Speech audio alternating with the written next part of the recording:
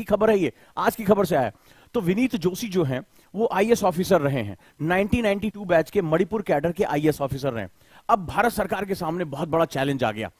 Challenge यह आया कि मणिपुर में जातीय हिंसा होती चली जा रही है और उसकी वजह से कई लोगों की जान जा चुकी है। लॉ एंड ऑर्डर सिचुएशन है, देखते गोली मार देने का आदेश है। सिचुएशन बहुत खतरनाक है क्योंकि भारत की आंतरिक सुरक्षा के लिए जो नॉर्थ ईस्ट है बहुत ही महत्वपूर्ण है। बड़े लंबे समय बाद नॉर्थ ईस्ट में शांति लौट सकी है। हम लुक ईस्ट पॉलिसी में आगे जा रहे हैं, हम एशिया के साथ जुड़ रहे हैं और हम वहां पर व्यापार, वहां पर शिक्षा, वहां पर संसाधन हम लगातार बढ़ाने की कोशिश कर रहे हैं। यानी अगर भारत को अपनी अखंडता, अपनी सॉवरेनिटी बना के रखनी है, अगर उसको पूरे विश्व व्यापार के साथ जुड़ना है, उसको चाइना को काउंटर करना है, तो यह जरूरी है कि हमारा नॉर्थ ईस्ट और नॉर्थ ईस्ट में जो मणिपुर है, जो बहुत इंपॉर्टेंट हमारा स्टेट है, वो हमारा शांत होना चाहिए। क्योंकि शांति के बिना कभी भी आर्थिक प्रगति की संभावना ही नहीं है। अगर कहीं पर शांति होगी, सुरक्षा होगी, तभी आर्थिक प्रगति के आप सपने देख पाओगे, निवेश लेकर आ पाओगे, सड़कें बना पाओगे, एयरपोर्ट बना पाओगे, वहां के युवकों को रोजगार दे पाओगे, वहां टूरिज्म की फैसिलिटी लेकर आ पाओगे। लेकिन कहीं उपद्रव है, कहीं हिंसा है, तो आप कभी भी उस जगह पे नहीं जाओगे। और सबसे अच्छा एग्जाम्पल कश्मीर ने सालों तक ये जख्म जो है सहा है और अभी भी कुछ कुछ वो सह रहा है। और चाइना के लिए नॉर्थ ईस्ट बहुत इंपॉर्टेंट है। अब जरा ध्यान से सुनो, क्योंकि तुम्हारी कहानी में मणिपुर की स्थिति नहीं है, तुम्हारी कहानी में यह व्यक्ति है जिसकी तरह बनने का तुम सपना देखना चाहते हो। यह व्यक्ति है, इसके चेहरे को अपने जेहन में बिठा लो।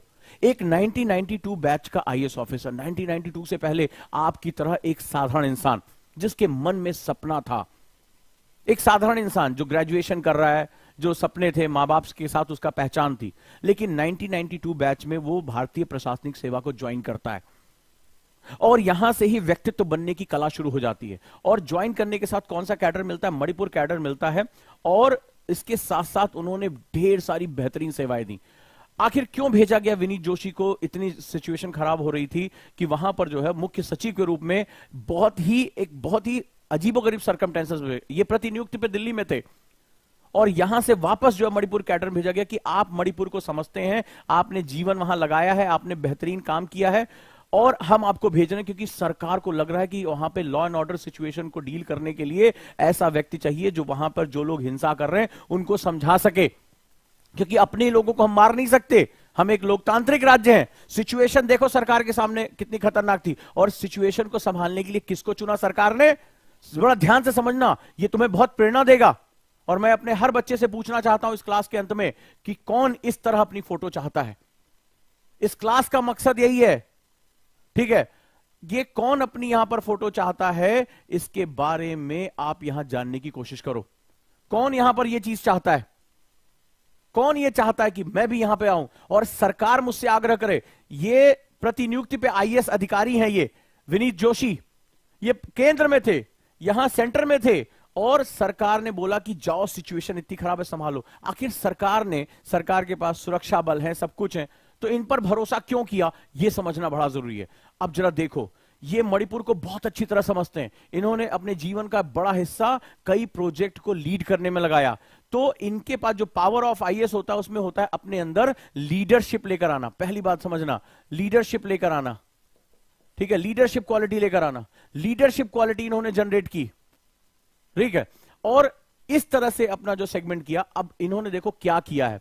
और लीडरशिप क्वालिटी कैसे आती है? लीडर होता है जो आगे बढ़कर प्रोजेक्ट्स को संभालता है। अब जरा ध्यान से देखो कितने स्टूडेंट की जिंदगी को इन्होंने बदल दिया। आज से कुछ साल पहले हर स्टेट के मेडिकल एग्जाम होते थे। स्टूडेंट आज इस राज्य में जा रहा है, कल ट्रेन पकड़ के उस राज्य में जा रहा है। महीनों तक तो खाली एग्जाम देता रहता था। कई बार एग्जाम क्लैश हो जाते थे। मान लो 2 एग्जाम में बैठना है और दोनों की डेट एक ही संडे को पड़ गई है, एग्जाम नहीं दे पाता था। होता था कि नहीं होता था?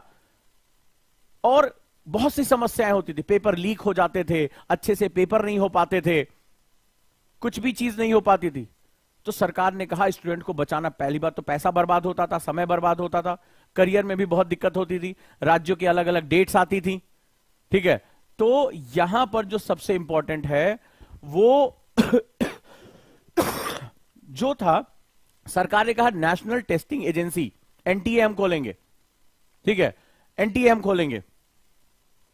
तो एनटीए जब खोला तो इनको उसका हेड बना दिया।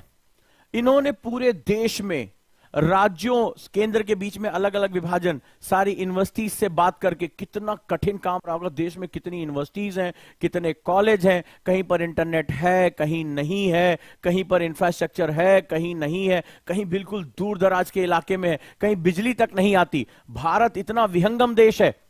और आश्चर्यजनक तरीके से देखो कि सरकार ने कहा कि जो नीट है, जेई मेंस है, सीयूईटी जैसी परीक्षाएं, ये सिर्फ एक नेशनल टेस्टिंग एजेंसी के अंतर्गत आनी चाहिए। बच्चा सिर्फ एक जो है एग्जाम के थ्रू जाए और उसको सारा चीज मिल सके, ताकि पूरे देश का शिक्षा पाठ्यक्रम एक साथ चले, किसी में लेट ना हो, सभी बच्चों को जो है बार बार पैसा ना देना पड़े, सबका समय बचे, जो ट्रेनों में भीड़ लगाकर इधर से उधर जाते थे वो जाने की जरूरत ना रहे, और पेपर लीक ना हो, और जो बच्चा जिस लायक है, जिस तरह से उसकी क्षमता है, उसको उसका हक मिले।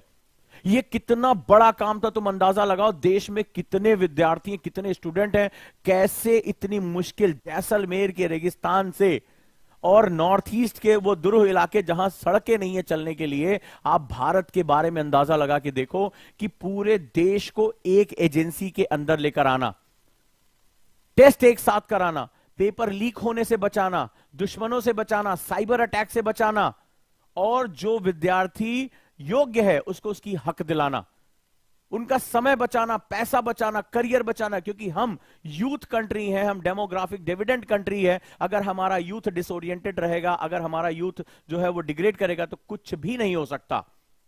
Nothing can be happen.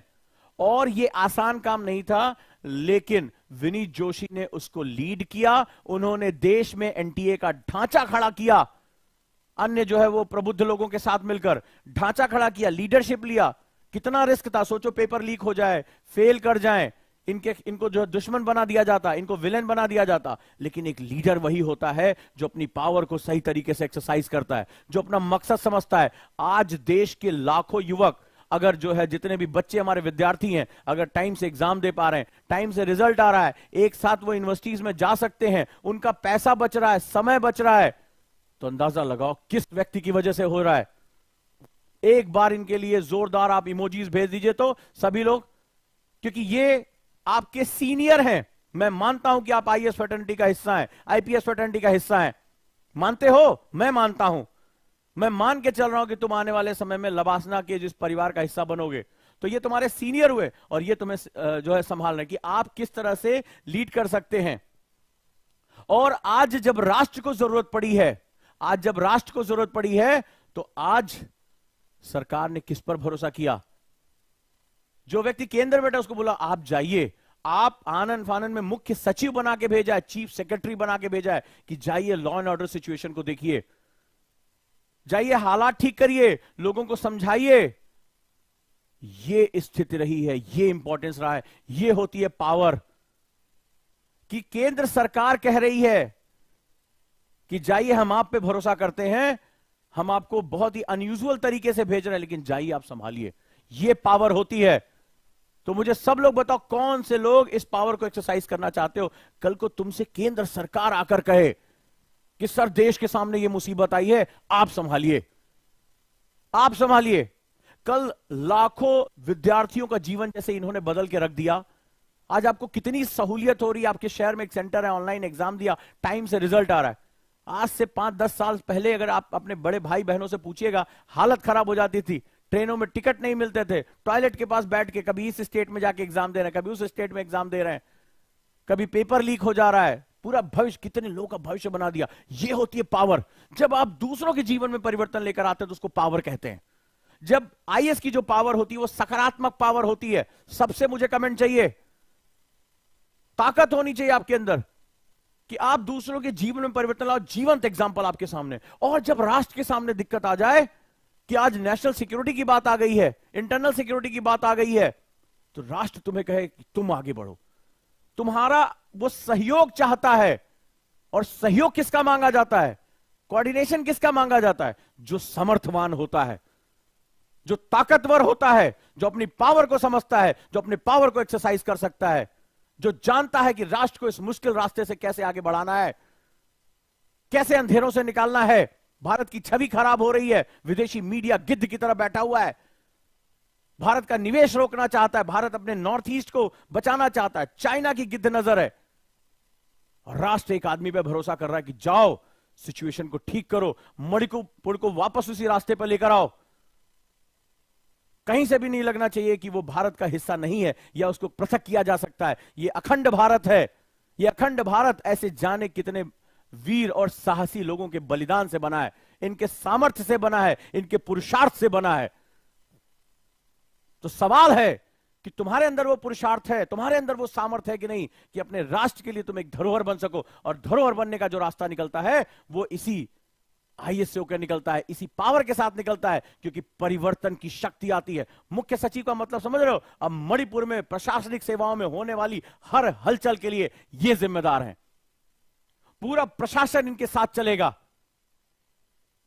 वहां के मुख्यमंत्री इनके साथ चलेंगे, केंद्र के साथ कोऑर्डिनेशन होगा। शक्ति का अंदाजा लगा के देखो, ये राज्य के पहले सबसे सीनियर मोस्ट आईएएस ऑफिसर होंगे। सारा पुलिस विभाग भी इनको जो रिपोर्ट करेगा। ये डीजीपी के साथ मिलकर काम करेंगे, वहां की सुरक्षा व्यवस्थाओं के साथ मिलकर काम करेंगे, सेनाओं के साथ मिलकर काम करेंगे। ये होती है ताकत, ये होती है पावर। एक सिंगल व्यक्ति कितना शक्तिशाली हो सकता है, इसका अंदाजा लगा के देखिए। तो ये शक्ति आपको मिलनी चाहिए, ये पावर आपको मिलनी चाहिए, और आप इसका प्रयोग इस राष्ट्र के